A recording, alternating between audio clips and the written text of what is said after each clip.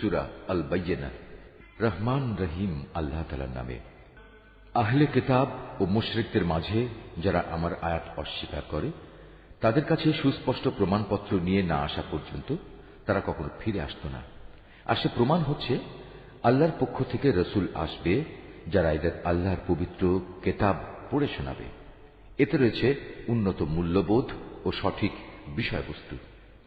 আগের কিতাবধারী লোকেরা তাদের কাছে সুস্পষ্ট প্রমাণ এসে যাওয়ার পরও বিভেদ এবং অনৈক্যে নিমজ্জিত হয়ে পড়েছে, অথচ এদের এছাড়া আর কিছুরই আদেশ দেয়া হয়নি যে তারা আল্লাহর জন্যই নিজেদের দ্বীন ও ইবাদত নিবেদিত করে নেবে এবং নামাজ প্রতিষ্ঠা করবে, যাকাত দান করবে, কেননা এ হচ্ছে সঠিক জীবন বিধান।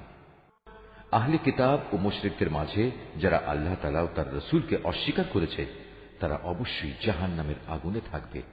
তারা সেখানে অনন্তকাল থাকবে। এই লোকগুলোই হচ্ছে নিকৃষ্টতম। অন্যদিকে যারা ঈমান এনেছে এবং ভালো কাজ করেছে, তারাই হচ্ছে সৃষ্টিকুলের মধ্যে সর্বোৎকৃষ্ট। তাদের জন্য তাদের মালিকের কাছে পুরস্কার রয়েছে এমন এক জান্নাত, যার তলদেশে প্রবাহিত থাকবে ঝর্ণাধারা। এরা সেখানে অনন্তকাল ধরে অবস্থান করবে। আল্লাহ তাআলা তাদের উপর সন্তুষ্ট হবেন, তারাও আল্লাহর উপর সন্তুষ্ট হবে। মূলত এ হচ্ছে সে ব্যক্তির পুরস্কার যে তার মালিককে ভয় করেছে।